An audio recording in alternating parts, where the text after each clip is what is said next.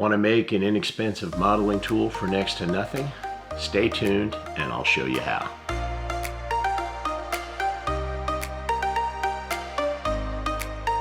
Well, Bob Johnson here, and I'm back. At this point in time, June 2019, this modeling tool is all the rage. The Ultimation Disc Sander. $225, crazy money. So I thought it'd be a good time for me to show you how I made a dead flat sanding surface for my modeling. And I will do that in just a minute, but first I have to celebrate being back on YouTube. I've really missed the community, I've missed you guys, I've missed the creative process, and I've missed the thinking that creating YouTube videos makes me do about my modeling. So I'm glad to be back. You'll recall I made a long relocation trip, and I have moved into a new space which is still totally chaotic. Obviously I'm making the kitchen nice before I make my modeling space nice. So, we're getting there upstairs. So now I'm showing you a few pictures on the B-roll of my space and what I have to work with. So more to come, beginning with a review of that Ultimation Disc Sander, which I had to make some adjustments to in order to get it to function properly. But today I want to talk quickly about how to make a really flat sanding surface. And you need a flat sanding surface when you're building models, when you're assembling walls on structures. You need to have a dead flat surface. And I've always been told in the model aircraft community to use a sheet of plate glass. And I've had sheets of plate glass over the years. They're not super cheap, they're fragile. Always worried about breaking them, even though I never broke them because they were about 3/8 of an inch thick, but not readily available, not necessarily the best tool. So I've come up with something else. And that something else is this. Let me step back so you can see it. This is a 12 by 12 tile that I got at a big box home improvement store. You'll notice here, it's got a chip out of the edge. Didn't matter to me.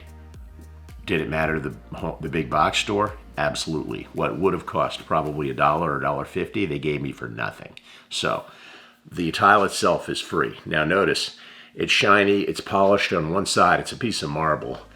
That's the side you want to use to affix your sandpaper to. This is a 12 by 12 tile roughly, and so a standard sheet of sandpaper fit perfectly on there. I just laid it on the ground, sprayed it with some spray adhesive on top of some sort of backing paper, and then I glued it to the tile.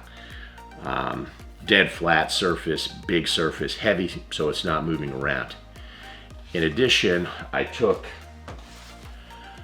a sheet of this, a leftover scrap sheet of this craft foam that you can get at Michael's or Hobby Lobby. I think they're like 99 cents, but with a coupon at Michael's, you're probably going to get it for 50 cents or less.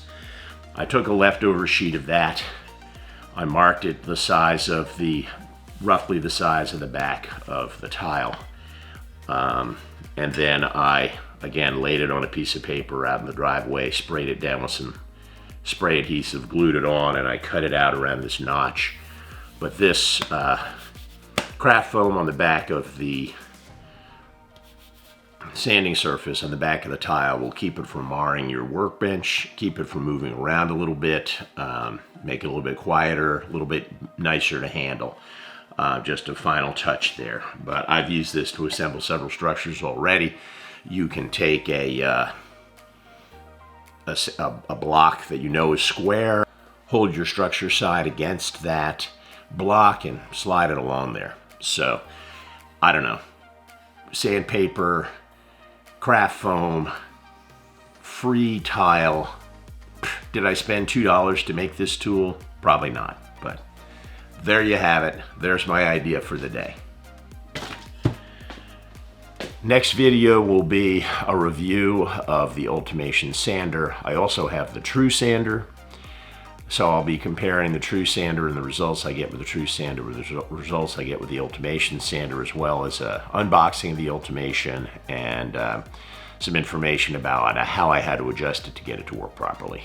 But until next time, thanks for watching. Bob Johnson with PK&W Railroad signing off. Happy modeling.